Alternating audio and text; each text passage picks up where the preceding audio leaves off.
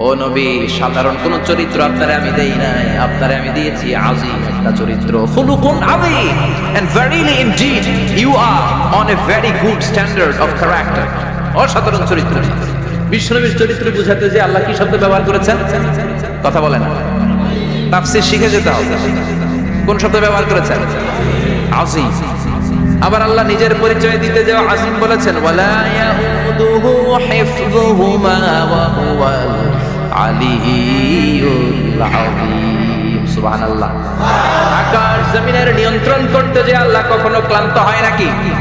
কারণ তিনি হচ্ছেন আল আলিয়্যুল আযীম। আল্লাহু আকবার।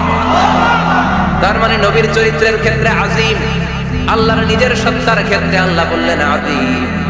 আবার বললেন কিয়ামতের দিন গোটা পৃথিবীটারে আমি নাড়িয়ে দেব, গোটা পৃথিবীতে একটা আমি ভূমিকম্প দিব। এই কথাও কোরআনে আছে না নাই? ইদা সুলজিলাতিল আরদু জিলজালাহা আল কারিয়াতু মাল কারিয়া। পুরো পৃথিবী কাঁপিয়ে দিবে। এই কাঁপাকাঁপিটা ওই দিনের ভূমিকম্পটা কি অন্যান্য সময়ের ভূমিকম্পের মতো হবে? এই ভূমিকম্পকে আল্লাহ বলেছেন আযীম। ইন্না জালজালাতাস সাআতি লা শাইউন আযীম। সেদিনের ভূমিকম্প সাধারণ কোনো আর্থকোয়েক নয়, সাধারণ ভাইব্রেশন না, এটা আযীম। আবার আল্লাহ কোরআনকেও আযীম বলেছেন, ওয়ালাকাদ আতাইনাকা সাবআম মিনাল মাসানি ওয়াল কুরআনাল আযীম। ও নবী, আমি আপনার নিত্য পাঠনীয় শব্দ বাক্য সূরাতুল ফাতিহা দিয়েছি, সাথে সাথে কোরআনে আযীম দান করেছি। সুবহানাল্লাহ। তার মানে কোরআনের ক্ষেত্রে আযীম, কিয়ামতের ভূমিকম্প এটা আযীম, আল্লাহ নিজেও আযীম, বিশ্বনবীর চরিত্র। আবার এই সূরাটাও যে দামি, এজন্য এই সূরার নাম সূরাতুল আযীমা। সূরাতুল সুবহান সূরা, এটা যেন তেন সূরা নয়। সুবহানাল্লাহ পড়ে। তার মানে এক নম্বরে পেলাম সূরাতুল কাদিয়া, দুই নম্বরে পেলাম সূরাতুল আযীমা, তিন নম্বরে এই সূরার আরেক নাম হলো সূরাতুল মুইম্মা।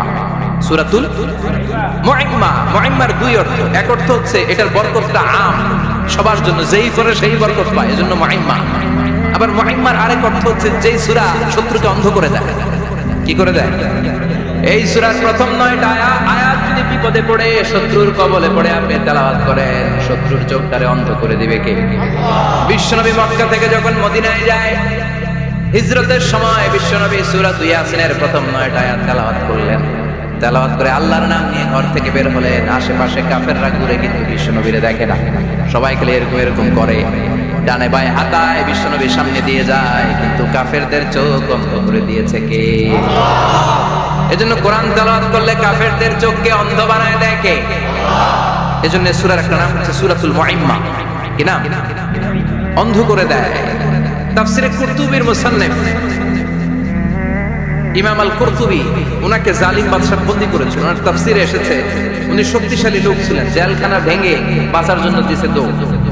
উনারেও ধরার জন্য জালিম বাদশার সৈনিকেরা ঘোড়া নিয়ে রওনা হয়েছে। উনিও দৌড়ায়, ঘোড়াও পেছন থেকে আসে। উমিয়া মানুষ কি ঘোড়ার দৌড়ের সাথে পারে? উনি হাঁটতে হাঁটতে হয়রান হয়ে এক বালুর ময়দানে যে ধপাস করে পড়েছে। ওরাও ঘোড়া দিয়ে এসে নেমেছে, কিন্তু আজীব তামাশা, উনি বালুতে ধপাস করে পড়েই সূরা ইয়াসিনের প্রথম 9 আয়াত তেলাওয়াত করতে শুরু করেছে। ওরা নিচে নেমে ডানে বায়ে সামনে পিছনে খালি খুঁজে, কিন্তু দেখে না, সামনে কিন্তু বসা। ওদের চোখটা অন্ধ করে দিছে কে? বিশ্বাস হয়? ঈমান হয়? এজন্য বিপদে পড়লে সূরা ইয়াসিনের প্রথম 9 আয়াত পড়তে রাজি আছেন? আল্লাহ তুমি তৌফিক দাও। আর জোরে পড়েন আমিন। এজন্য আল্লাহ চমৎকার ভাবে এই সূরাটা শুরু করে দিলেন। দুইটা কাটা অক্ষর দিয়ে আল্লাহ বললেন ইয়াসিন ওয়াল কুরআনিল হাকীম ইন্নাকা লামিনাল মুরসালিন আলা সিরাতিম মুস্তাকিম। পড়েন সুবহানাল্লাহ। ইয়াসিন সূরাটা শুরু করলেন কি দিয়ে? এটা কি কোনো বাক্য? এটা কি কোনো শব্দ? এটা কি অক্ষর? দুইটা।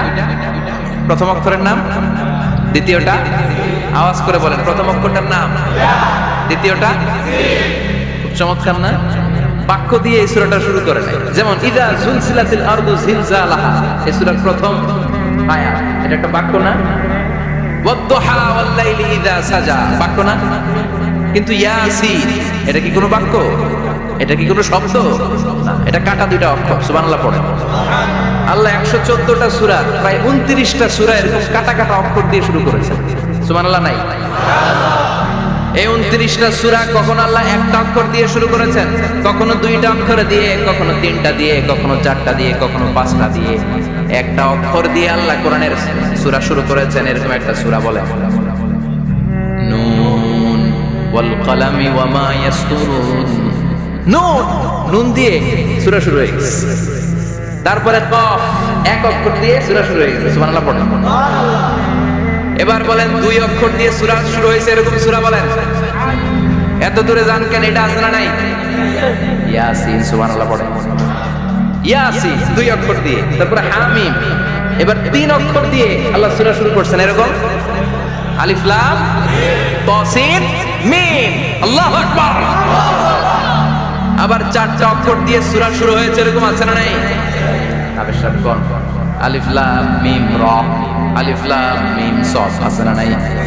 আবার 5টা কাটা অক্ষর দিয়ে সূরা শুরু হয়েছে, এরকম সূরা আছে না নাই? সূরা মারিয়ামের শুরুতে কি আছে? কাফ হা ইয়া আইন সাদ। সুবহানাল্লাহ পড়েন। এরকম প্রায় 29টা সূরা আল্লাহ কাটা কাটা অক্ষর দিয়ে শুরু করেছেন। কোনো বাক্য দিয়ে নয়, কোনো শব্দ দিয়ে নয়, কি দিয়ে? হারফ দিয়ে। হারফ, এই হারফগুলোরে বলে হুরুফ আত-তাহাজ্জি বা হুরুফ আল-মুকাত্তাআত, কাটা কাটা অক্ষর। মনে রাখবেন কোরআনের আয়াতগুলো 2 ভাগে বিভক্ত, একটা মুহকাম, একটা মুতাশাবিহ। মুহকাম মানে যেগুলোর অর্থ আমরা জানি, যেগুলোর ব্যাখ্যা আমরা জানি, যেটার ইন্টারপ্রিটেশন, এক্সপ্লেনেশন আমাদের জানা আছে। আর মুতাশাবিহ আমরা অর্থ জানি না, আমরা ব্যাখ্যা জানি না, এটা দিয়ে আসলে কি বুঝাইছে আমরা কেউ জানে না। জানে একজন, চিল্লায় বলেন তিনি কে? আল্লাহ বলেন ওয়া ইন কুনতুম ফি রাইবিম মিম্মা নাযালনা আলা আবদিনা ফাআতু বিসূরাতিন মিন মিসলিহি ওয়াদউ শুহাদাআকুম মিন দুনিল্লাহি ইন কুনতুম সাদিকিন। আল্লাহ বললেন ও জাহেলি যুগের লোকেরা, শোনো শোনো, এত আরবি কবিতা বানাতে পারো, এত গল্প লিখতে পারো, আরবিতে এত নোবেল বানাতে পারো, উপন্যাস বানাতে পারো, আর্টিকেল লিখতে পারো, আমার নবীর উপর যে কোরআন আমি নাজিল করেছি, এই কোরআনের ব্যাপারে অন্তরে যদি কোনো সন্দেহ থাকে, বাপের বেটা হলে পারলে কোরআনের মতো একটা সূরা বানিয়ে নিয়ে আসো। পারছে? কিয়ামত পর্যন্ত কেউ পারবে? বিষ্ণুনবী যেই জামানাতে এসেছিলেন, ওই জামানায় আরবি ভাষা সাহিত্যের উৎকর্ষতা সাধিত হয়েছে। আরবি ভাষার এতটা উৎকর্ষ পৃথিবী কখনো দেখে নাই। কবিতা, গদ্য, পদ্য, গল্প, উপন্যাস, রচনা, প্রবন্ধ, আর্টিকেলের শৈলাভ, এই ভাষা সাহিত্যিকদের চোখে আঙ্গুল দিয়ে আল্লাহ বুঝাতে চাইলেন এত অর্থ করতে পারতে, এত ব্যাখ্যা জানো, এত বড় বড় গুলিয়া ওড়াও, এত কিছু তুমি জানো, তাহলে বলো ইয়াসিন অর্থ কি? সুবহানাল্লাহ কইবেন না? তাইলে বল নুন অর্থ কি? কফ মানে কি? আলিফ লাম রা মানে কি? ফাবুহিতাল্লাযী কাফার। কেউ জানে না, কেউ উত্তর দিতে পারে না। কোন সুবহানাল্লাহ। এটা কোরআনের মুজিজা, এটার অর্থ কেউ জানে না। আর এগুলোর অর্থ নিয়ে খোঁচাখুচি করাও ঠিক না। তবে মুফাসসিরিনে ইকরাম এগুলোর কিছু অর্থ সম্ভাব্য বলার চেষ্টা করেছেন। যেমন ইয়াসিনের অর্থ ইবনে আব্বাস বলেছেন, এর অর্থ হতে পারে ইয়া ইনসান, হে মানুষ। সুবহানাল্লাহ পড়ে। কেউ কেউ বলেছে এটার অর্থ হতে পারে ইয়া সাইয়্যিদাল মুরসালিন। কেউ কেউ বলেছেন ইয়াসিন হতে পারে ইসমুল্লাহ, আল্লাহর নাম। কেউ বলেছেন এটা হতে পারে ইসমুল লিন নবী, বিশ্ব নবীর নাম। আবার কেউ কেউ বলেছেন ইয়াসিন হতে পারে এই কোরআনে কারীমের একটা নাম। কোন সুবহানাল্লাহ। এই সম্ভাব্য সব কথাগুলো বলে পৃথিবীর সব মুফাসসিররা বলতে বাধ্য হয়েছেন আল্লাহু আ'লামু বিমুরাদিহি বিহি। এটার দ্বারা আসল অর্থ যে কি এটা আমরা কেউ জানি না। জানে কে? চিৎকার করে বলতে হবে, জানে কে? তাহলে ইয়াসিন মানে আমরা জানি না। ইয়াসিনের অর্থ আমরা ছেড়ে দেব কার উপর? এরপর আল্লাহ বললেন ওয়াল কুরআনিল হাকীম, প্রজ্ঞাময়, বিজ্ঞানময় কোরআনের শপথ। ওয়াল কুরআনিল হাকীম, বিজ্ঞানময়, প্রজ্ঞাময় কোরআনের শপথ বা কসম। ওয়াল কুরআনিল হাকীম, যে ওয়া, এই ওয়াটারে আরবিতে বলে ওয়া আল কাসামিয়া। কি বলে? ওয়া আল কাসামিয়া, কসম কাটার জন্য আল্লাহ এই ওয়া ব্যবহার করেছেন। যত জায়গায় কোরআনে আল্লাহ কসম কেটেছেন, ওই কসমের শব্দটার আগে ওয়া আছে না নাই? ও মিয়া, কোরআনে আল্লাহ সময়ের শপথ করেছেন, কসম কেটেছেন, যুগের কসম কেটেছেন। যুগের সময়ের আরবি হলো আল্লাহ আসর। এই আসরের আগে ওয়া আছে না নাই? কি বলছে আল্লাহ? ওয়াল আসর, ওয়াল। আবার তিন ফলের কসম আল্লাহ কোরআনে কেটেছেন। কি বলেছেন? ওয়াত-তিন মানে তিনের কসম। জাইতুনের কসম কেটেছেন, বলেছেন ওয়াজ জাইতুন। তুর পাহাড়ের কসম কেটেছেন, বলেছেন ওয়াতুরি সিনিন। যত জায়গায় কসম তত জায়গায় ওয়াও আছে না নাই? পাহাড়ের নামে কসম কেটেছেন, আল্লাহ বলেছেন ওয়াতুর। সূর্যের নামে কসম কেটেছেন, আল্লাহ বলেছেন ওয়াশ-শামসি ওয়া দুহাহা। সুবহানাল্লাহ কইবেন না? ফজরের নামে কসম কেটেছেন, কি বলেছেন? ওয়াল ফাজর। জিলহজ মাসের প্রথম 10 রাতের কসম কেটেছেন, কি বলেছেন? ওয়া লায়ালিন আশার। জোর আর ফজরের কসম কেটেছেন, আল্লাহ বলেছেন ওয়াশ-শাফঈ ওয়াল ওয়াতর। সূরা ইয়াসিনে কাটা কাটা দুইটা অক্ষরের পরে রব্বুল আলামিন কোরআনের কসম কেটেছেন, এজন্য আল্লাহ বলেছেন ইয়াসিন ওয়াল কুরআনিল হাকীম। ইয়াসিন ওয়াল কুরআনিল হাকীম, প্রজ্ঞাময় বিজ্ঞানময় কোরআনের শপথ। কোরআনের মধ্যে বিজ্ঞান আছে না নাই? বেশি না কম? বিশ্বাস হয় না? নাস্তিকদের কথা বিশ্বাস হয়? নাস্তিকরা বলে কোরআনের মধ্যে বিজ্ঞান নাই, কোরআনের মধ্যে সায়েন্স নাই, কোরআনের ভিতরে টেকনোলজি নাই। কিন্তু কোরআন বলে এমন কিছু নাই, মানুষের প্রয়োজনীয় এমন কিছু নাই যেটা আমার ভিতরে নেই। আল্লাহু আকবার। আল্লাহ বললেন মা ফাররাতনা ফিল কিতাবি মিন শাই, কিতাবের মধ্যে আমি কিছু বাদ রেখে দেই নাই। ইতিহাসের কথা বলেছি, পাতাল পুরীর কথা বলেছি, ঊর্ধ্ব জগতের কথা বলেছি, মহাকাশের কথা বলেছি, cosmology, astrology, geology, zoology, botany, human anatomy, embryology, সব কিছুর কথা কোরআনের মধ্যে দিয়েছে কে? কোরআনের ভেতরে মানুষের কথা আছে না নাই? কোরআনের মধ্যে গাভীর কথা আছে না নাই? গাভীর কথা আছে? কই আছে? হ্যাঁ, সূরাতুল গাভীর সূরা। সুবহানাল্লাহ কইবেন না?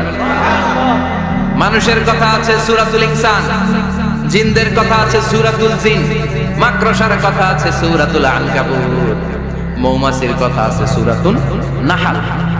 মৌমাছির কথা বলেছেন, দুধের কথা বলেছেন, প্রাণীর কথা বলেছেন, খাদ্যের কথা বলেছেন, মানুষের দেহ বৈশিষ্ট্যের কথাও বলেছেন। চিৎকার করে পড়েন আল্লাহু আকবার। আল্লাহ বললেন ওয়া আওহা রাব্বুকা ইলান নাহলি আন ইত্তাখিযি মিনাল জিবালি বুয়ুতাও ওয়া মিনাশ শাজারি ওয়া মিম্মা ইয়ারিশুন। সুবহানাল্লাহ পড়েন। ওয়া আওহা রাব্বুকা ইলান নাহল, আল্লাহ মৌমাছির কাছে সিক্রেট মেসেজ পাঠিয়েছেন। সুবহানাল্লাহ পড়েন। ওহীকে আরবিতে বলে সিক্রেট মেসেজ। সায়েন্টিফিক আলোচনা শুরু হইতেছে, মনোযোগ আছে না গেছে? জিমানি ধরছে? হ্যাঁ, মনোযোগ আছে না গেছে? আল্লাহ মৌমাছিকে ওহী করেছেন, কি করেছে দেখেন। ওয়াল কুরআনিল হাকীম, আল্লাহ যে বললেন শেষ হবে নাই কথা। ওয়াল কুরআনিল হাকীম, বিজ্ঞানময় কোরআনের শপথ, প্রজ্ঞাময় কোরআনের শপথ। বিশ্বনবী বলেন লা তুহসা আজাইবুহু, কোরআনের আশ্চর্যান্বিতার কোনো শেষ নাই। ওয়ালা তাবলা গারাইবুহু, কোরআন কোনদিন কারো কাছে পুরাতন মনে হয় না। ফিহি মাসাবিহুল হুদা, কোরআনের মধ্যে আছে হেদায়েতের মশাল। ওয়া মানারুল হিকমা, কোরআন হলো বিজ্ঞানের সুউচ্চ মিনার। লা তুহসা আজাইবুহু, কোরআনের আশ্চর্যান্বিতার শেষ নাই। যতই পড়বেন আপনি আশ্চর্য হয়ে যাবেন, যতই স্টাডি করবেন, যতই অধ্যয়ন করবেন, আপনার চোখকে খুলে দিবে কে? ওয়ালা তাবলা গারাইবুহু, কোরআন কখনো পুরাতন হয় না। পুরান হয় নাকি? যার বয়স 50 বছর ধরে নামাজি মানুষ, প্রতি নামাজের প্রত্যেক রাকাতে কোন সূরা পড়া লাগে? তো 50 বছর যদি কেউ নামাজি হয়, তাহলে কত লক্ষবার উনি সূরা ফাতিহা পড়ছেন উনি নিজে জানে। তারপরে কোনোদিন কি মনে হয়েছে সূরা ফাতিহাটা একটু পুরান পুরান লাগে? আজকে কুল হল্লা দিয়ে শুরু করলাম, কথা বলেন, পুরান লাগছে কোনোদিন? এত পড়ছে এটা, আজকে আর এটা, আজকে আর একটা, এরকম মনে হয়? ওয়ালা তাবলা গারাইবুহু, পুরান লাগে না। প্রতিদিন নতুন, প্রতিনিয়তই নতুন, অলওয়েজ নিউ, সব সময় নতুন। এজন্য বিশ্বনবী বললেন লা তুহসা আজাইবুহু, কোরআনের আশ্চর্যান্বিতার শেষ নাই। ওয়ালা তাবলা গারাইবুহু, কোরআন কখনো পুরাতন হয় না। ফিহি মাসাবিহুল হুদা, কোরআনের মধ্যে আছে হেদায়েতের মশাল। ওয়া মানারুল হিকমা, কোরআন হলো বিজ্ঞানের সুউচ্চ মিনার। সুবহানাল্লাহ। আল্লাহ বললেন ওয়া আওহা রাব্বুকা ইলান নাহল, আমি মৌমাছির কাছে মেসেজ দিলাম, সিক্রেট মেসেজ। আনিত্তাখিযি মিনাল জিবালি বুয়ুতা, তোমরা পাহাড়ের মধ্যে তোমাদের বাড়ি বানাও, মৌচাক বানাও। ওয়া মিনাশ শাজার, গাছের মগডালে, বড় বড় ডালে তোমরা বাসা বানাও। ওয়া মিম্মা ইয়ারিশুন, উঁচু উঁচু জায়গায় মৌচাক বানাও, যাতে করে গ্রামের ছোট্ট ছেলেরা ঢিল মারতে না পারে। কোন সুবহানাল্লাহ। মৌমাছির আল্লাহ শিখাই দিয়েছে। নিচু জায়গায় কোনোদিন মৌমাছির বাসা দেখবেন? নিচু জায়গায় সহজে নাগাল পাওয়া যায়, ধরা যায়। কথা ডাল বেয়ে মগ ডালে ওঠা লাগে, মধু খাইতে চাইলে। চিল্লায় বলেন ঠিক কিনা? আল্লাহ সিক্রেট মেসেজ দিলেন আর বললেন আনিত্তাখিদি। আলেম যারা আছেন বলেন তো ইত্তাখিদি এটা কি মুজাক্কারের সিগা না মুআন্নাসের সিগা? কথা কইতে হবে। কেউ নাই এটার উত্তর দেওয়ার মতো? মুআন্নাস, মাশাআল্লাহ। এটা স্ত্রীবাচক শব্দ। আল্লাহ মৌমাছিকে যে মেসেজ করছে পুরুষ মৌমাছিরে কয় নাই, এটা নারী মৌমাছিরে কইছে। চিল্লা এখন সুবহানাল্লাহ। এখন গবেষণা করে দেখা গিয়েছে কার্ল ভন ফ্রিচ একজন অস্ট্রিয়ান বিজ্ঞানী, উনি এটা নিয়ে গবেষণা করে 73 সালে 1973 তে নোবেল পেয়ে গেছেন। এই আয়াতের উপর গবেষণা করে আল্লাহ কেমন করে সিক্রেট মেসেজ দিয়েছেন, কেমন করে মৌমাছি মৌচাকের বাসা বাঁধে, কেমন করে মধু আহরিত হয়, এটার উপর গবেষণা করে উনি একটা বই লিখেছেন, দ্য ডান্সিং বিস। নেচে যাওয়া মৌমাছিগুলো, নাচতে নাচতে যেতে থাকা মৌমাছিগুলোর উপর একটা বই লিখে দ্য ডান্সিং বিস লিখে উনি নোবেল প্রাইজ পেয়েছেন এই মধুর উপরে। চিল্লায় পড়েন আল্লাহু আকবার। এখন কোরআনের আয়াত থেকে বোঝা গেল আনিত্তাখিদি মিনাল জিবালি বুয়ুতা।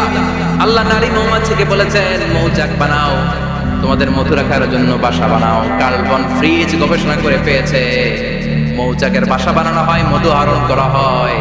যেই মৌমাছিটা নেতৃত্ব দেয় এটা পুরুষ মৌমাছি নয়, এটা হলো মহিলা মৌমাছি। কোন সুবহানাল্লাহ। পুরো মৌচাকের মধ্যে মধু আহরণ, মধু নেওয়া, পুরো প্রসিডিউরটা সারার জন্য কোনো পুরুষ মৌমাছি লিডিং দেয় না, লিডিং দেয় একটা নারী মৌমাছি, স্ত্রী মৌমাছি। এজন্য ইত্তাখিদ ম্যাসকুলিন জেন্ডার ইউজ না করে আল্লাহ বলেছেন ইত্তাখিদি। নারী মৌমাছিকে আল্লাহ অ্যাড্রেস করে বলেছেন যাও মৌচাক বানাও আর এটার মধ্যে মধু আহরণ করো। চিল্লায় পড়েন আল্লাহু আকবার।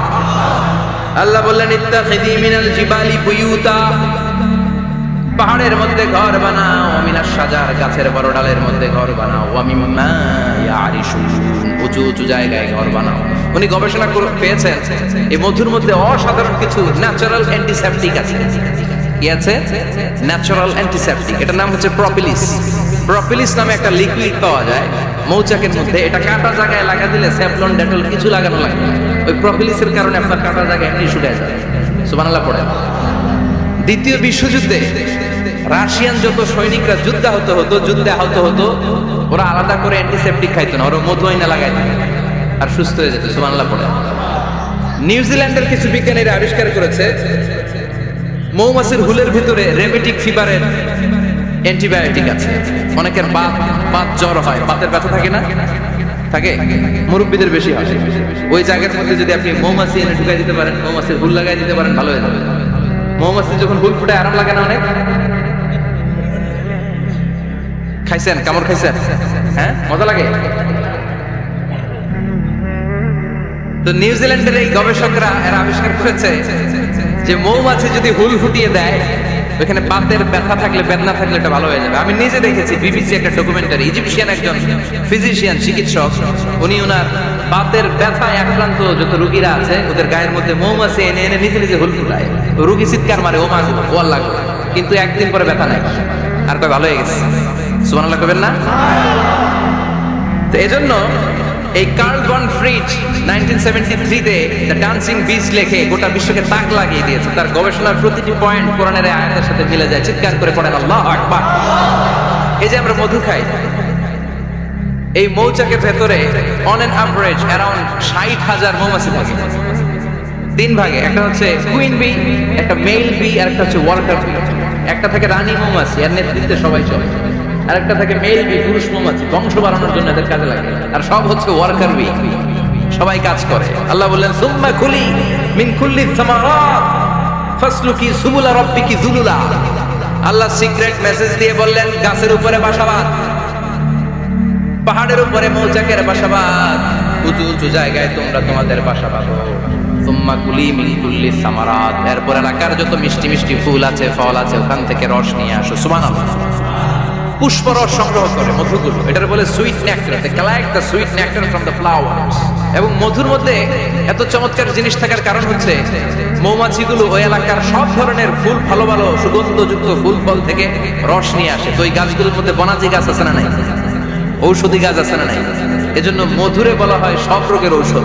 যত বনাজি ঔষধি গাছের নির্যাস আর পুষ্পরস আছে সব আল্লাহ মধুর ভিতরে ঢুকায়া মধুকে আল্লাহ ন্যাচারাল ভ্যাকসিন বানিয়ে দিয়েছেন। চিল্লায়ে পড়েন আল্লাহু আকবার। আল্লাহ বললেন সুম্মা কুলি মিন কুল্লি সামারাত, সব ফল আর ফুল থেকে নেকটার পুষ্পরস নিয়ে আসো। ফাসলুকি সুবুলা রাব্বিকি দুলুলা, যেমন যেমন গিয়েছিলা পথ চেনায় আবার ফিরে আসো। ইয়াখরুজু মিন বুতুনিহা শারাব, এরপর তাদের পেট থেকে বের হয় শারাব। মুখতালিফুন আলওয়ানু, এক একটা মধুর কালার হয়ে যায় এক এক রকম। কোন সুবহানাল্লাহ। সরষে ফুলের মধু একটু সাদা সাদা হয় না? আমি হচ্ছে মধু খাওয়ার পর আমি দেশে বিদেশে যেখানে গিয়েছি ফ্রেশ হানি আমি অনেক খুঁজেছি। ইয়ামানে একটা মধু পাওয়া যায়, ইয়ামানের সাওয়াহিলি এলাকায়, পাহাড়ি এলাকায়, একেবারে কুচকুচে কালো। আবার অনেক মধু আছে কিছুটা খয়েরি এবং হলুদ বর্ণ, কিন্তু সরষে ফুলের যে মধুটা এটা অনেকটা সাদা। এই পুষ্পরস নিয়ে মৌমাছিগুলো মৌচাকের মধ্যে ঢেলে দেয়, এগুলো খেয়ে ফেলে। প্রত্যেকটা মৌমাছির পেটের ভেতরে আল্লাহ 2টা করে স্টোমাক দিয়েছে, পাকস্থলী। সুবহানাল্লাহ। এটাই Karl von Frisch the dancing bees বইয়ের মধ্যে লিখেছে গবেষণায়, যে 2টা পাকস্থলী। একটা পাকস্থলী দিয়ে মৌমাছি খায়, নিজে খেয়ে বাঁচে, আরেকটা পাকস্থলী দিয়ে এই ফ্লাওয়ার নেক্টার, পুষ্পরস সংগ্রহ করে ওই পাকস্থলীতে রাখে। ওই পাকস্থলীর ভেতরে আল্লাহ একটা ন্যাচারাল এনজাইম দিয়েছে, ওই এনজাইমের সাথে ওই পুষ্পরসটা মিক্সড হয়। তারপরে আরেকটা টিউব আছে, ওই টিউব দিয়ে মৌমাছি যে সে বাসার মধ্যে মৌমাছি যে সেখানে সাপ্লাই করে দিয়ে আসে, মধু ঢুকিয়ে দিয়ে আসে। চিল্লায় পড়েন সুবহানাল্লাহ। তার মানে বিষয়টা এমন না ফুলের রস নিয়ে মৌচাকে দিয়ে আসলো, ফুলের রস সে নেয়, তার স্পেশাল একটা স্টোমাকের মধ্যে ঢুকায়, সেখানে এনজাইম দিয়ে পাচক রস দিয়ে আল্লাহ এটাকে সমৃদ্ধ করে দেয়। তারপর আলাদা একটা নল দিয়ে টিউব দিয়ে মৌচাকের ভেতরে ঢুকিয়ে দেয়। কোন সুবহানাল্লাহ। কি অসাধারণ পদ্ধতিতে আল্লাহ মধু বানায়, আর কি সুন্দর মধু হাতের মধ্যে লয়া জিব্বা দিয়ে সাটে আর গান গায়, মধু হই হই বিষাবাই না। আছে না নাই? আল্লাহর শুকরিয়া নাই? মধু খায় আর গান গায়, মধু হই হই বিষাবাইলা, কোন হারনে ভালোবাসার দান দিলা। আছে না নাই? টাকায় এই মধুকে শুকরিয়া করতে হবে কার? আল্লাহ বললেন ইয়াখরুজু মিন বুতুনিহা, এটা মধু সরাসরি চলে আসে না, ওর পেট থেকে বের হয়। মুখতালিফুন আলওয়ানুহু, বিভিন্ন রঙের মধু। আছে না নাই? ব্ল্যাক কালারের মধু হয়, হোয়াইট হানি হয়, অর্গানিক হানি হয়, ক্রিমড হানি হয়। কত ধরনের মধু যে আল্লাহ পৃথিবীতে রেখেছে তার ইয়ত্তা নাই। এরপর আল্লাহ বললেন ফিহি শিফাউন লিন্নাস, মধুর ভিতরে শিফা দিয়েছে কে? এজন্য বিশ্বনবীর খাদ্য তালিকার মধ্যে মধু আছে না নাই? বিশ্বনবী সুগন্ধযুক্ত ওলা মধু খেতেন, দুর্গন্ধযুক্ত ওলা কোনো মধু মুখে নিতেন না। সুবহানাল্লাহ। বিশ্বনবীর জামানায় মাগাফির নামে একটা মধু ছিল, দুর্গন্ধযুক্ত, এটা কখনো বিশ্বনবী মুখে নিতে চাইতেন। সুগন্ধযুক্ত মধু সবসময় বিশ্বনবী খেতেন। বিশ্বনবীর স্ত্রীরা এই সুগন্ধিযুক্ত মধু বোতলের মধ্যে প্রিজার্ভ করে রাখতেন বিশ্বনবীকে দেওয়ার জন্য। বিশ্বনবী প্রাণ ভরে এগুলো পান করতেন। সুবহানাল্লাহ। বিশ্বনবী যে সমস্ত খাদ্যগুলো পছন্দ করতেন হাদিসে এসেছে, বিশ্বনবী রুটি খেতেন, খেজুর খেতেন, খেজুর, খেজুর চিনেন? বালা, তামাক, দুধ খেতেন, এই মধু খেতেন, জব খেতেন, বার্লি খেতেন, লাউ খেতেন, রুম্মান, ডালিম ফল, আনার ফল, আনার চিনেন? আনার, এই আনার খেতে পছন্দ করতেন বিশ্বনবী। মাশরুম খেতেন, মাশরুম, মাশরুম চিনেন? ব্যাঙের ছাতার মতো। রেস্টুরেন্টে ইদানিং মাশরুমের স্যুপ পাওয়া যায়, এটা খাবেন। যাদের চোখের জ্যোতিতে সমস্যা, দৃষ্টিতে সমস্যা, খাবেন। হাদিসে এসেছে আল কামআতু মিনাল মান ওয়া মাউহা শিফাউন লিল আইন। মাশরুম হলো মান্না সালোয়ার মতো খাবার। মাশরুমের স্যুপ যারা খাবে, চোখের জ্যোতি যাদের কম, তাদের চোখের জ্যোতি বাড়িয়ে দিবে কে? বুখারীর বর্ণনা, কানা রাসূলুল্লাহ ইউহিব্বুল হালাওয়া ওয়াল আসাল, বিশ্বনবী মিষ্টান্ন খেতে বড় পছন্দ করতেন। আবার বিশ্বনবী বেশি বেশি মধু খেতে পছন্দ করতেন। সুবহানাল্লাহ। কোরআনে 2টা জিনিসের ক্ষেত্রে আল্লাহ শিফা যোগ করেছেন, যে 2টা জিনিসের সাথে সম্পৃক্ত হলে শিফা। এক হচ্ছে কোরআন পড়লে শিফা, অনুনাজ্জিলু মিনাল কুরআনি মা হুয়া। আবার কোরআনে এই আয়াতের ক্ষেত্রে বলা হয়েছে শিফা ফিহি শিফাউন লিন্নাস।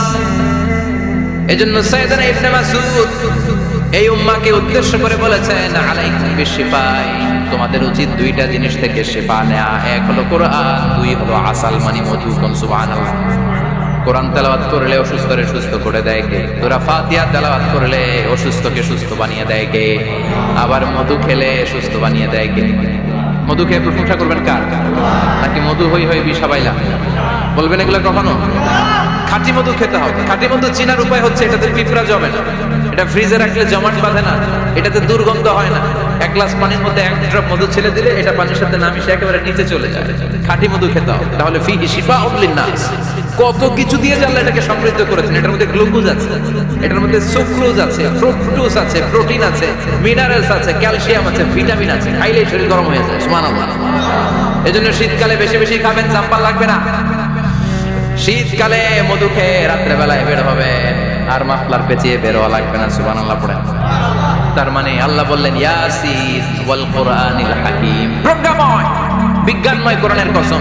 কোরআনের ভিতরে বিজ্ঞান আছে না নাই? বিজ্ঞানের কথা এই তো শুরু করলাম, আজকে সারা রাত বিজ্ঞানের কথা বলবো। থাকবেন কতক্ষণ? হ্যাঁ, স্লোগান দেন লিল্লাহি তাকবীর। এরপরে আল্লাহ বললেন গোলাম ওয়া ইন্না লাকুম ফিল আনআমি লাইবরা, প্রাণীকুলের দিকে নজর করে তাকাও, প্রাণীকুলের মধ্যে আমি তোমাদের জন্য নিদর্শন রেখেছি। নুসকিকুম মিম্মা ফি বুতুনিহি, এই প্রাণীকুলের পেট থেকে একটা চমৎকার জিনিস আমি বের করে দেই, এটার নাম হচ্ছে দুধ। এটা কি? দেখেন একই আয়াতের মধ্যে আল্লাহ মধুর কথাও বললেন, আবার দুধের কথাও বললেন। দুধটা কিভাবে হয়, উৎপন্ন হয়, মধু কেমনে হয়, ইঞ্চি ইঞ্চি কথা এই কোরআনের ভিতরে তুলে ধরলেন কে? আল্লাহ বললেন মিন বাইনি ফারসিম ওয়া দামিল লাবানা, গোবর আর রক্তের মাঝখান দিয়ে আমি দুধ বের করি। সুবহানাল্লাহ পড়েন। আমরা যাই এই গাভীর ওলান টানা শুরু করি সকালবেলা বিসমিল্লাহ বলে, কেমনে যেটা আসে ওইদিকে নজর নাই, ডাকাত বিসমিল্লাহ বলে শুরু করে না, দুধ খাই আলহামদুলিল্লাহ পড়েন, আছে না নাই? আল্লাহ বলেন মেকানিজমটা শোনো কেমনে আমি খাওয়াই। আল্লাহ বললেন মিন বাইনি ফারসিম ওয়া দামিল লাবানা, গোবর আর রক্তের মাঝখান দিয়ে আমি দুধ বের করে দেই। সুবহানাল্লাহ। গরু যে ঘাস খায়, এই ঘাস থেকে রক্ত হয় আর গরুর গোবর হয়। পেটের একদিকে থাকে গোবর, আরেক দিকে থাকে রক্ত। রক্ত দুর্গন্ধ, গোবরও দুর্গন্ধ। রক্ত নাপাক, গোবরও নাপাক, এই দুই নাপাক আর দুর্গন্ধের মাঝখান দিয়ে সুগন্ধযুক্ত দুধ বের করে দেয় কে? আল্লাহ বললেন মিন বাইনি ফারসিম ওয়া দামিল লাবানা, গরু যে খাবারগুলো খায় ওই খাবারের এক পাশ দিয়ে গোবর হয়ে যায় আর এক পাশ দিয়ে রক্ত হয়ে যায়, মাঝখান দিয়ে দুধ বের করে দেয় কে? What a amazing mechanism of discharging milk from animals body. What a amazing mechanism. একদিক দিয়ে গোবর দুর্গন্ধ, আরেক দিক দিয়ে ঘাস খাওয়ার কারণে রক্ত হয়, মাঝখান দিয়ে দুধ বের হয়ে যায়। সুবহানাল্লাহ। আবার বাছুর ছাড়া দুধ পাওয়া যায় না। গাভী আছে কার কার? হাত তোলেন তো। বাছুর ছাড়া দুধ পাওয়া যায়? শুধু গাভী, বাছুর নাই, দুধ আসবে? আবার এই যে বিশাল বড় ওলান, 20 কেজি দুধ দেয় প্রতিদিন, এই ওলান কাটলে দুধ পাওয়া যায়?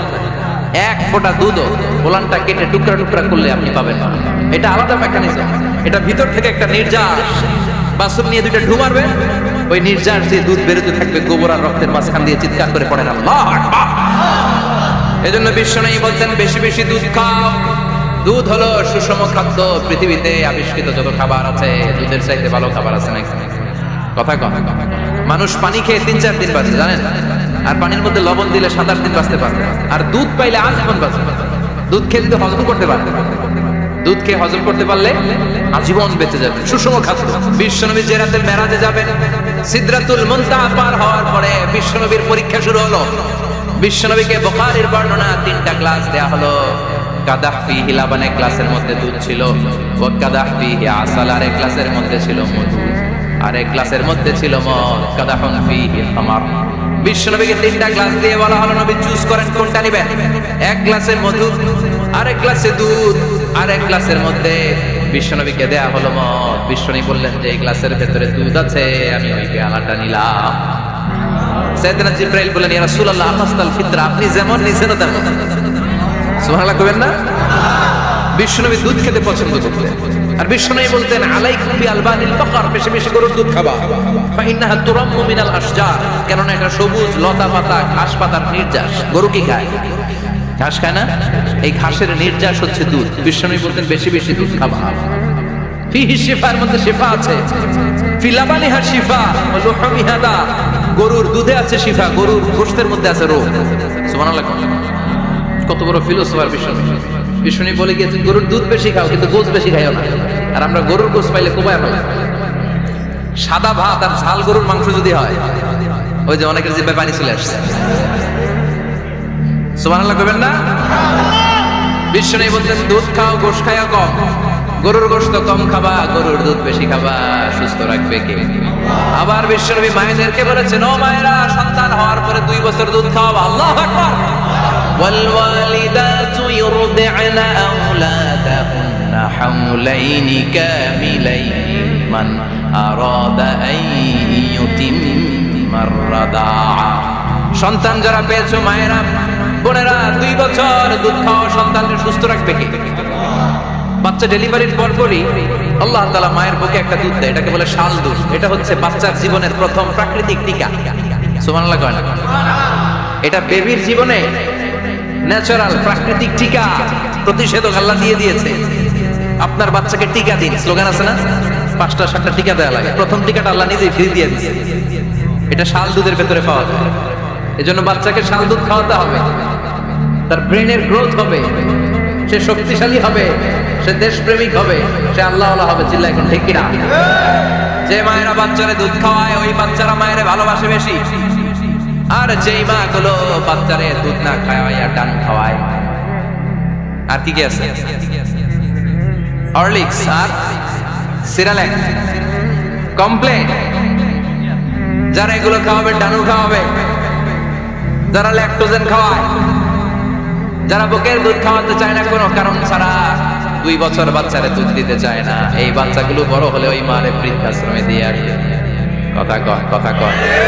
এজন্য মায়েরা বোনেরা সন্তান হলেই তাকে বুকের দুধ দিয়ে আল্লাহর পক্ষ থেকে যে টিকাটা, এই টিকাটা পেটের ভিতরে ঢুকাই দিতে হবে। চিল্লা এখন ঠিক কিনা? এটা হচ্ছে ন্যাচারাল টিকা। এজন্য আল্লাহ বললেন ইয়াসিন ওয়াল কোরআনিল হাকিম। ইয়াসিন, বিজ্ঞানময় কোরআনের শপথ। কোরআনের মধ্যে বিজ্ঞান আছে না নাই? অভাব নাই। কয়টা শুনবেন? আল্লাহ কসমোলজির কথা বলছেন, অ্যাস্ট্রোলজি কথা। কসমোলজি হচ্ছে সৃষ্টি তত্ত্ব। কসমোলজি কি? সবাই বলেন কসমোলজি কি? আল্লাহ বললেন আওয়ালাম ইয়ারাল্লাযীনা কাফারু আন্নাস সামাওয়াতি ওয়াল আরদা কানাতা রাতকান ফাফাতাহনাহুমা। কাফেররা কি দেখে না মহাবিশ্বের সব কিছু একসাথে মিলে ঝিলে ছিল, বিশাল এক বিস্ফোরণের মাধ্যমে আমি মহাবিশ্ব তৈরি করেছি। সুবহানাল্লাহ। আদিতে শুরুতে কিন্তু সব আকাশ, বাতাস, জমিন, চন্দ্র, সূর্য, নক্ষত্র, গ্রহ, নিহারিকা পুঞ্জ, গ্যালাক্সি, ব্ল্যাক হোল সবকিছু মিলেমিশে একসাথে ছিল। এটার ঘনত্ব ছিল খুব বেশি। মহাবিশ্বের সবকিছু ছিল একটা বিন্দু। এটাকে বিজ্ঞানীরা নাম দিয়েছে দ্য সিঙ্গুলারিটি, মহা একত্ব। এরপর একটা প্রচন্ড বিস্ফোরণের মধ্য দিয়ে মহাবিশ্ব সৃষ্টি হচ্ছে। এটার ওরা নাম দিয়েছে বিগ ব্যাং থিওরি। কি নাম? স্টিফেন হকিং মারা গেছে না? গত বছর নাই, হ্যাঁ বছর খানেক আগে মারা গেছে। সবচেয়ে বড় পদার্থবিজ্ঞানী ছিল। সে একটা বই লিখেছে from the brief history of time, a brief history of time from big bang two black hole. সেখানে সে প্রমাণ করেছে কোরআনের এই আয়াত, কানাতা রাতকান, মহাবিশ্বের সবকিছু একটা বিন্দু ছিল। চাঁদ, সূর্য, গ্রহ, তারা সবকিছু ছিল। কথা বলেন, সবাই বলেন। একটা মাত্র বিন্দু ছিল। আল্লাহ বলেন don't the disbeliever observe that the heavens and earth were joined together, then I separated with a gigantic sound, explosion. সব একসাথে ছিল, চাঁদ, তারা, আকাশ, নদী, নালা সব একসাথে। তারপর একটা বিকট বিস্ফোরণের মধ্য দিয়ে পৃথিবী হয়েছে, চাঁদ হয়েছে, চন্দ্র হয়েছে, সূর্য হয়েছে, মহাবিশ্বের সবকিছু এই মহাবিস্ফোরণের মধ্য দিয়ে হয়েছে। চিৎকার করে পড়েন আল্লাহু আকবার। এই যে ছোট্ট পৃথিবীতে আমরা বসে আছি, এই পৃথিবীর চেয়ে সূর্য 13 লক্ষ গুণ বড়। চিল্লায় পড়েন আল্লাহু আকবার। এটা কি বাড়ির কাছের কথা? 13 লক্ষ গুণ বড়, কল্পনা করা যায়? তার মানে কি সূর্যই সবচেয়ে বড়? না, সূর্যের চেয়ে অনেক বড় বড় তারা আছে। ব্যাটেলজিউস নামে একটা তারা আছে মহাকাশে, যেটা যে সূর্য পৃথিবীর চেয়ে 13 লক্ষ গুণ বড়। এই ব্যাটেলজিউস তারা সূর্যের চেয়ে 33 কোটি গুণ বড়। এই ব্যাটেলজিউস তারাটাই কি সবচেয়ে বড়? না, এর চেয়েও কত বড় তারা যে আছে কোনো হিসাব নাই। এরকম বিশাল বিশাল তারা ঘুরতে ঘুরতে মাওয়াকিউন নুজুম, ব্ল্যাক হোল নামে একটা রেঞ্জ আছে। এই রেঞ্জের মধ্যে যদি ঢুকে যায়, ছোট্ট বাচ্চার মুখে চকলেট দিলে বাচ্চা যেমনি চকলেট চুষে খেয়ে ফেলে, এই বিশাল বিশাল তারাগুলো ব্ল্যাক হোলের মধ্যে ঢুকলে এক মুহূর্তের মধ্যে নিঃশেষ হয়ে যায়। চিল্লায় পড়েন আল্লাহু আকবার। এজন্য আল্লাহ বললেন ফালা উকসিমু বিমাওয়াকিউন নুজুম। এই তারকা নিঃশেষ হওয়ার যে জায়গাটা, এই জায়গার কসম আমি কোরআনের মধ্যে খেলাম। এই ব্ল্যাক হোলের রেঞ্জের ভেতরে তারা আসলে মুহূর্তের মধ্যে নিঃশেষ বানিয়ে দেয় কে? একটা তারার চেয়ে আরেকটা তারা। এরকম হাজার কোটি তারা মিলে আমাদের গ্যালাক্সি। এই গ্যালাক্সির নাম হচ্ছে মিল্কি ওয়ে। কি নাম? আমাদের গ্যালাক্সির নাম কি? সবাই বলেন তো। Milky way. কি নাম? এরকম একটা গ্যালাক্সি না, লক্ষ কোটি গ্যালাক্সি আছে। আমাদের গ্যালাক্সির পরে সবচেয়ে কাছের গ্যালাক্সির নাম অ্যান্ড্রোমেডা। কি নাম? এই অ্যান্ড্রোমেডা গ্যালাক্সি আমাদের গ্যালাক্সি থেকে 2.5 মিলিয়ন লাইট ইয়ার দূরে, মানে 25 লক্ষ লাইট ইয়ার। সুবহানাল্লাহ বলবেন না? আলোর গতি হচ্ছে পৃথিবীতে সবচেয়ে বেশি বর্তমান সময় পর্যন্ত, জানেন? সেকেন্ডে কত মাইল? 1,86,000 মাইল। 1 সেকেন্ডে আলো ছুটে 1,86,000 মাইল বেগ। এত বেগের কোন প্লেন বা রকেট নিয়ে যদি আপনি আমাদের গ্যালাক্সি থেকে মিল্কি ওয়ে থেকে অ্যান্ড্রোমেডাতে যেতে চান, তাহলে আপনার 25 লক্ষ বছর লেগে যাবে। সুবহানাল্লাহ বাড়িতে যাই বললেন। এরপর আল্লাহ বললেন, ওয়াস-সামাআ বানাইনাহা বিআইদিন ওয়া ইন্না লামুসিউন।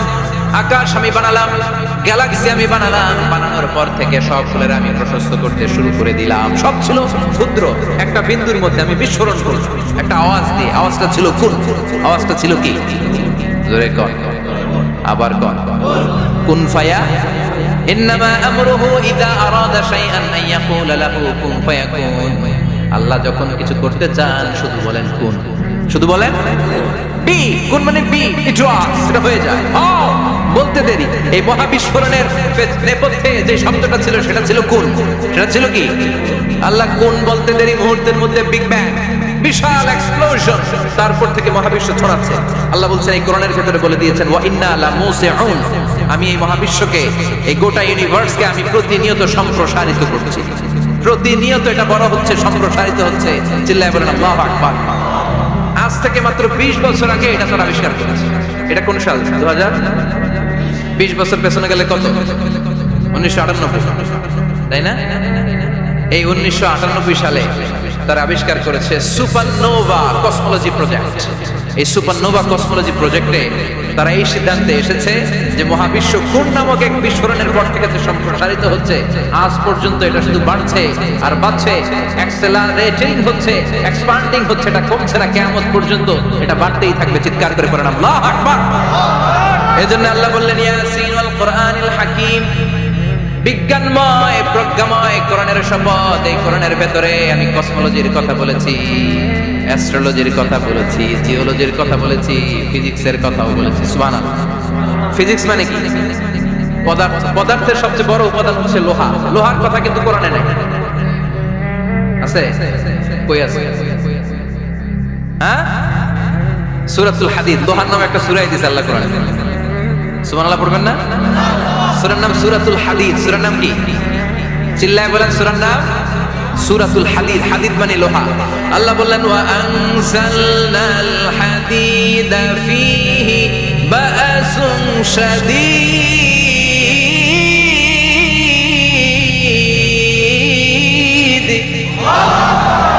ওয়া আনজালনাল হাদিদ ফীহি বা'সুন শাদীদ। আমি লোহা নাযিল করলাম আর লোহার ভেতরে আমি ভয়ঙ্কর শক্তি ঢুকাইয়া দিলাম। সুবহানাল্লাহ। ফীহি মানাফিউ লিন-নাস। লোহার ভেতরে মানুষের জন্য অনেক কল্যাণ আছে। সুবহানাল্লাহ। লোহা ছাড়া পৃথিবীতে কিছু হয়? আংটি বানাতে লোহার দরকার আছে না নাই? ঘড়ি বানাতে, গাড়ি বানাতে, বাড়ি বানাতে, মোবাইল বানাতে, হেলিকপ্টার, প্লেন, রকেট, মাইকের স্ট্যান্ড। সুবহানাল্লাহ।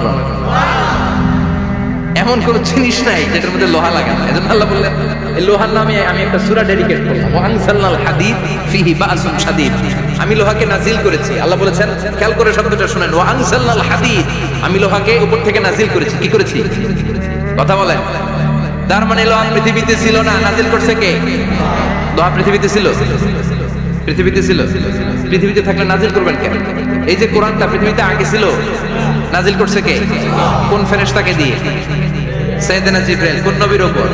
বিশ্বনবী মুহাম্মদুর রাসূলুল্লাহ। আল্লাহু আকবার। তার মানে এই ওহী পৃথিবীতে ছিল না, আল্লাহ উপর থেকে নাজিল করেছেন। নুজুল মানে উপর থেকে নিচের দিকে আসা।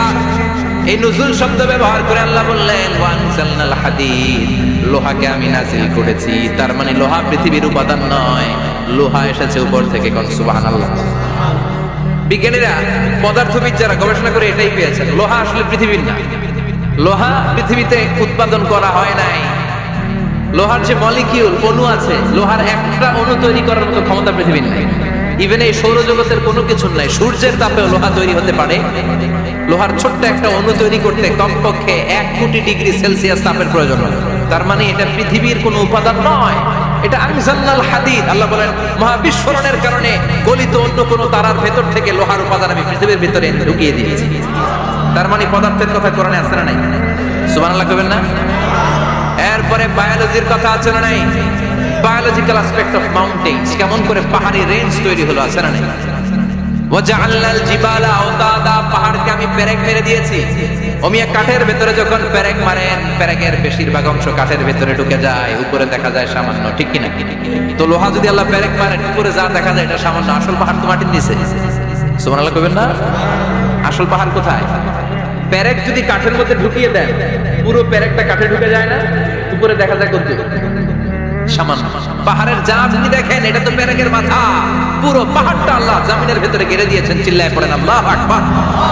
আবার আল্লাহ বললেন অমিনাল জিবালি জুদাতুম বিদু ওয়া হুমরুম মুখতালিফুন আলওয়ানু, আসরা নাই ওয়া গরাবিবু সুদ। আল্লাহ বলেন নানা রঙের পাহাড় পর্বত মহাবিশ্বে আমি তৈরি করেছি। কোন পাহাড় হচ্ছে রক্তিম বর্ণের, কোন পাহাড়কে বানিয়েছি আমি কৃষ্ণ বর্ণের, কোন পাহাড়কে বানিয়েছি আমি শুভ্র বর্ণের, কোন পাহাড়ের রং কালো, কোনটা সাদা, কোনটা নীল, আছে না নাই? মহাবিশ্ব যখন তৈরি হয়েছে, পৃথিবীর মধ্যে 7টা টেকটনিক প্লেট তৈরি হয়েছে। 7 tectonic plates create the mountain range on earth. পৃথিবীতে এই পাহাড় তৈরির কারণ হচ্ছে 7টা প্লেট, এগুলোর 7 টেকটনিক প্লেট বলে। এই প্লেটগুলোর কারণে পৃথিবীতে এই রং বেরঙের পাহাড় তৈরি হয়েছে। কত রঙের যে পাহাড় আছে, আরব বিশ্বের পাথরের পাহাড়, বাংলাদেশে মাটির পাহাড়, ব্রুনাই, সিঙ্গাপুর, ইন্দোনেশিয়াতে যদি যান আরেক ধরনের পাহাড়।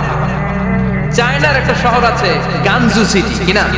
এই গানজু সিটিতে একটা পাহাড় আছে রেইনবো মাউন্টেন, ওখানে 7 রঙের পাহাড় পাওয়া যায় এক জায়গায়। সুবহানাল্লাহ কইবেন না?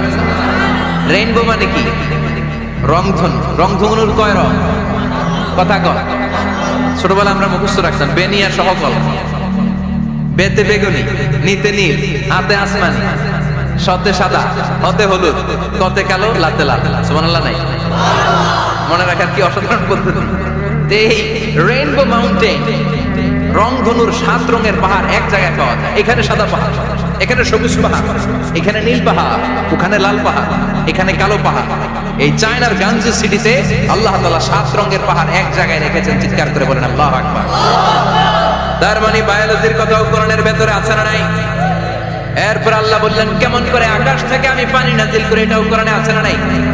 আমরা ছোটবেলা পড়েছি ওয়াটার সাইকেল, হাইড্রোলজিক্যাল সাইকেল, কেমন করে সূর্যের তীব্রতা সাগর থেকে পানিকে জলীয় বাষ্প করে উপসে নেয়, উপরে নিয়ে সেটাকে পুঞ্জীভূত করে দেয়, ঘনীভূত করে দেয়, মেঘ হয়ে যায়, সেখান থেকে ঝিরি ঝিরি ঝিরি ঝিরি বৃষ্টি পড়ে, আছে না নাই?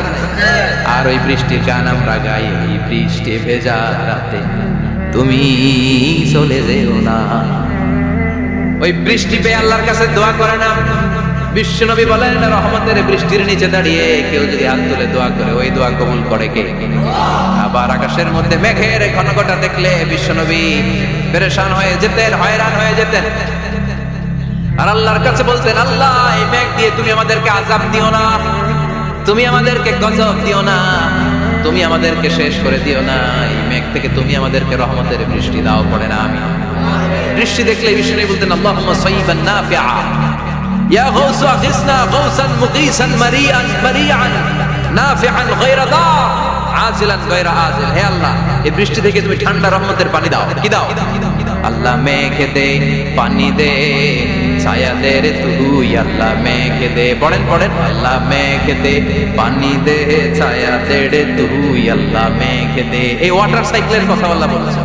আলম তারা আল্লাহ ইউসজি সাহাবান, কাফের নাস্তিক যেগুলো সমাজের আবর্জনা খড়কুটা, ওরা কি দেখে না কেমন করে আমি বাতাসকে জলীয় বাষ্প করে আকাশে তুলি, বায়ুমণ্ডলে নিয়ে যাই, সুম্মা ইউআল্লিফু বাইনাহুম, জলীয় বাষ্পগুলোরে তখন আমি ঘনীভূত করি, সুম্মা ইয়াজআলুহু রুকামান, এরপরে আমি মেঘে পরিণত করি, ফাতারাল ওয়াদকা ইয়াখরুজু মিন খিলালিহি, তারপর মেঘের ভেতর থেকে ঝিরি ঝিরি ঝিরি ঝিরি বৃষ্টি নাজিল করে কে? আবার আল্লাহ বললেন পানি থেকে আমি পৃথিবীর সব প্রাণগুলোরে বানালাম, ওয়াজআলনা মিনাল মাই কুল্লা শাইইন হাইয়া ফালা ইয়াকিলুন, পানির ভেতর থেকে সব প্রাণের উৎপত্তি পৃথিবীর মধ্যে ঘটিয়ে দিয়েছে কে? বিজ্ঞানীরা স্বীকার করেছে পৃথিবীতে যত প্রাণ পাওয়া যায়, যত প্রাণের ব্লুপ্রিন্ট পাওয়া যায় সব এসেছে পানি থেকে। চিৎকার করে বলেন কোথা থেকে? পানি নাই তো প্রাণ নাই, পানিও আছে প্রাণও আছে। কোন সুবহানাল্লাহ। বিজ্ঞানীদের ধারণা, তারা ধারণা করে বলেছে পৃথিবীর প্রথম প্রাণের নাম হচ্ছে অ্যামিবা। কি নাম? ওরা বলেছে এটা এককোষী জীব, it's a very small unicellular organism found ever in the world. পৃথিবীতে পাওয়া প্রথম এককোষী প্রাণীর নাম হচ্ছে অ্যামিবা। এটা এসেছে শৈবালের মধ্যে, এরপরে জুপ্লাঙ্কটন, ফাইটোপ্লাঙ্কটন, ব্যাকটেরিও প্লাঙ্কটন, একটার পর একটা স্পিসিস প্রজাতি পৃথিবীতে ডেভেলপ করেছে। কোন সুবহানাল্লাহ। এই পানির কথা কোরআনের ভেতরে বলে দিল কি? এজন্য আল্লাহ বললেন ওয়াল কোরআনিল হাকীম, বিজ্ঞানময় কোরআনের শপথ। এই কোরআনটা বিজ্ঞানের ঠাসা, এই কোরআন আশ্চর্যের শেষ নাই, এই কোরআন কোনোদিন পুরাতন হয় না। এই কোরআনের ভেতরে আল্লাহ দিয়েছেন হেদায়েতের মশাল, আর কোরআনটাকে বানিয়েছেন বিজ্ঞানের সুউচ্চ মিনার। জোরে কোন সুবহানাল্লাহ। ফিজিক্স পেলাম, ওয়াটার সাইকেল পেলাম, এবার পাতালপুরীর কথা দরকার আছে না নাই? পৃথিবীর একেবারে গভীরতম গভীরে কি আছে এটা কিন্তু কোরআনে নেই, আছে। পৃথিবীর মাঝখানে যে উত্তপ্ত লাভা আর আগুন, এটা আপনারা জানেন? পৃথিবীর উপর দিয়ে আমরা ঠান্ডা পৃথিবীতে ঘুরে বেড়াই, কিন্তু এর ভিতরে কিন্তু আগুন, লাভা। আল্লাহ কোরআনের মধ্যে ফুটন্ত টকবগে সাগরের কসম খেয়েছেন। আল্লাহ বলেছেন ওয়াল বাহরিল মাসজুর,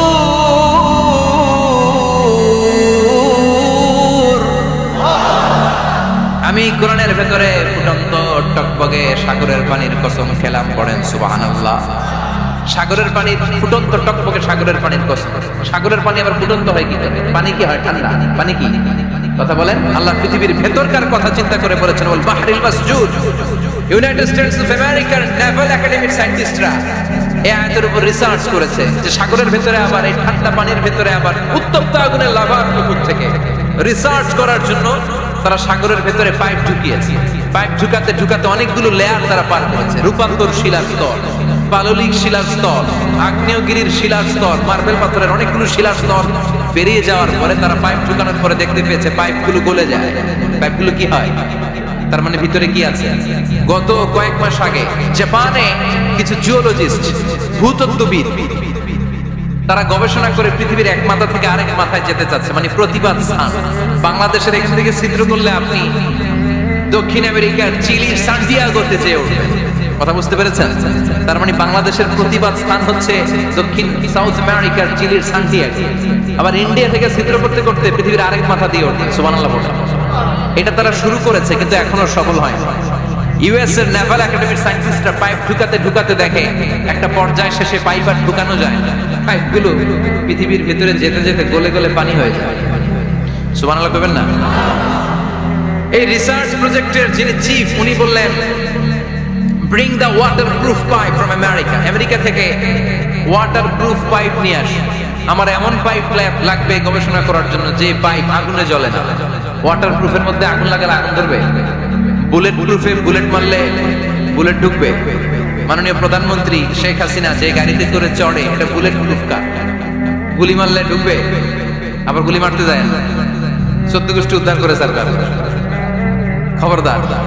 তো আমেরিকা থেকে ফায়ার প্রুফের পাইপ নিয়ে আসে নেভাল একাডেমির চিফ সায়েন্টিস্ট। পাইপ ঢুকাতে আরম্ভ করলেন। ঢুকাতে ঢুকাতে পৃথিবীতে কিন্তু অনেকগুলো স্তর আছে। এই যে বালু মাটি, সব কিন্তু বালু মাটি নয়। আপনি খুঁড়তে খুঁড়তে পেয়ে যাবেন পাললিক শিলা, এরপরে রূপান্তরিত শিলা, এরপরে মার্বেল পাথরের শিলা, এরপরে শুরু হবে গরম আগ্নেয়গিরির শিলা। ওই শিলার ভেতরে এমন আগুন আল্লাহ রেখেছে, ওই নেভাল একাডেমির সায়েন্টিস্টরা ফায়ার প্রুফের পাইপ ঢুকাতে ঢুকাতে একটা লেভেল যাওয়ার পরে দেখে যে ফায়ার প্রুফের পাইপও গলে গলে মুহূর্তে পানি হয়ে যায়। তার মানে ভেতরে এমন আগুন আল্লাহ রেখেছে, ওই আগুনের তুলনা এই পৃথিবীর আগুনের মতো নয়। ওই আগুনটাই জাহান্নামের আগুন। আবার বিজ্ঞানীরা গবেষণা করে ওই আগুনের মধ্যে মানুষের চিৎকার শুনেছে। এজন্য হাদিসে এসেছে আল্লাহর ওলিরা, মুমিন বান্দারা মারা গেলে তাদের রূহগুলো আকাশে চলে যায়, ইল্লিনে চলে যায়। আর কাফের মুশরিক আর নাস্তিকগুলো মারা গেলে তাদের আত্মাগুলো পৃথিবীর মাঝখানে সিজ্জিনে চলে যায়। ওই সিজ্জিনের ভেতরে আগুন আছে না নাই? চিল্লায় বলেন। তার মানে পাতালপুরীর কথাও আছে, সাগরের কথাও আছে, আকাশের কথাও আছে। কেমন করে দুনিয়াতে আমরা আসলাম সেটাও আছে। এমব্রয়োলজি, ভ্রূণতত্ত্বের কথা কোরআনে আছে না নাই? পৃথিবীতে আল্লাহ কয়েক সিস্টেমে মানুষ বানালেন। সাইয়েদনা আদমকে বানালেন, মাও নাই বাবাও নাই। সাইয়েদনা আদম আলাইহিস সালামের বাবার নাম কি? মায়ের নাম কি? মাও নাই বাবাও নাই। আবার সাইয়েদনা ঈসা আলাইহিস সালামকে আল্লাহ তৈরি করলেন, শুধু মা আছে বাবা নাই।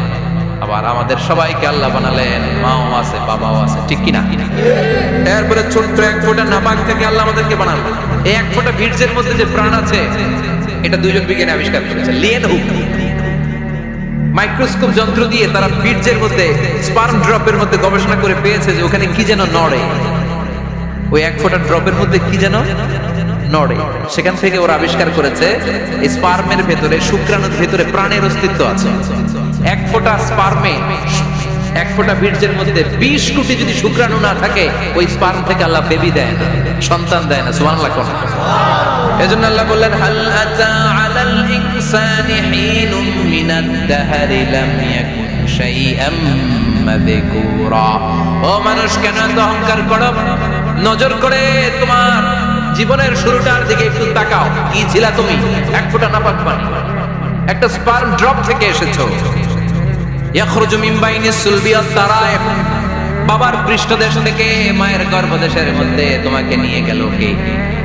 সেখান থেকে ফি যুলুমাতিন সালাস, তিনটা প্যাকেট দিয়ে মায়ের পেটের মধ্যে তোমাকে প্রিজার্ভ করলো কে? আল্লাহ প্রত্যেকটা স্টেজ কোরআনে বলে দিয়েছেন। ফি যুলুমাতিন সালাস, তিনটা অন্ধকার প্রকোষ্ঠে আল্লাহ আমাদেরকে প্রিজার্ভ করেছেন। মায়ের ফুলের একটা প্যাকেট, মায়ের জরায়ুর একটা প্যাকেট, আবার মায়ের পেটের একটা প্যাকেট।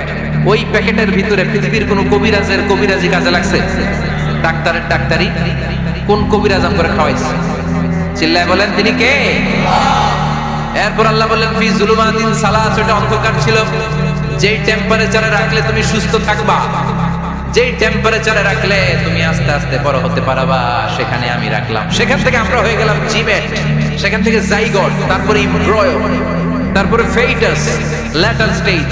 প্রথমে ছিলাম ইনিশিয়াল স্টেজ, তারপরে ল্যাটার স্টেজ, আমরা বড় হতে লাগলাম। আল্লাহ আমাদেরকে হার্ট দিলেন, সিস্টনিক ডায়াস্টনিক, অলিন্দ নিলয় শুরু হয়ে গেল। রুহুর ফুৎকার আমাদের হৃদয়ে ভরে দিল কে? আল্লাহ আমাদেরকে স্কেলিটন দিলেন, কঙ্কাল, স্পাইনাল কর্ড দিলেন, আমাদের স্কাল দিলেন, মাথার খুলি দিলেন, লাঞ্চ দিলেন, ফুসফুস দিলেন, গল ব্লাডার দিলেন। যেখানে যেটা ঠিক যেমন ভাবে দেয়া দরকার মায়ের পেটে থাকতেই সেটা দিয়ে দিয়েছে কে? এরপর 8 মাস আমরা মায়ের পেটে মারে কষ্ট দিলাম। ওই মুহূর্তে আমার মা আমার জন্য যতটা কষ্ট করেছে পৃথিবীর কেউ ওই খবর রাখে না। তোরে কোন ঠিক কিনা? বোঝা হয়ে গিয়েছিলাম, একটা বস্তা। আমরা প্রত্যেকে মায়ের পেটে ছিলাম একটা কি? এই বস্তা নিয়ে আমার মা খেতে যেত, ঘুমাতে যেত। এই বস্তাটা পেটে করে আমার মা রান্না করে রান্না করতো, একদিনও রান্না বন্ধ হয় নাই। এই বস্তাটা নিয়ে আমার মা টয়লেটে যেয়ে বসতে পারতো না। 8 মাস এরকম কষ্ট করেছে। এজন্য মায়ের মনে কষ্ট দিলে আল্লাহর আরশ কেঁপে যায়। মায়ের কাছ থেকে দোয়া নেওয়ার দরকার আছে না নাই? মায়ের মনে কষ্ট দিবেন? মায়ের সাথে বেয়াদবি করবা কেউ? মায়ের থেকে দোয়া নেওয়ার দরকার আছে না নাই? মা যারা নাই সে জানে মা না থাকার কি জ্বালা। চিল্লা এখন ঠিক কিনা? যখন রাত্রি নিঝুম, এই চোখে ঘুম, একলা শূন্য ঘরে, তোমায় মনে পড়ে মাগো, তোমায় মনে পড়ে। যখন রাত্রি নিঝুম, এই চোখে ঘুম, একলা শূন্য ঘরে, তোমায় মনে পড়ে মাগো, তোমায় মনে পড়ে। ঠিক কিনা? এজন্য মায়ের জন্য দোয়া করার দরকার আছে না নাই? আল্লাহ বললেন 8 মাস 9 মাস মায়ের পেটের ভেতরে ছিলা, তারপরে দুনিয়ার বুকে তোমারে আনলো কে? ছোট্ট নাপাক ছিলাম, এই ছোট্ট এক ফোঁটা পানি থেকে আমাদেরকে বড় করছে কে? তার মানে এমব্রয়োলজি, ভ্রূণ তত্ত্বের কথা কোরআনের ভেতরে আছে না নাই? সে আল্লাহ বললেন ইয়াসিন ওয়াল কুরআনিল হাকীম ইন্নাকা লামিনাল মুরসালিন আলা সিরাতিম মুস্তাকিম। সুবহানাল্লাহ পড়ুন।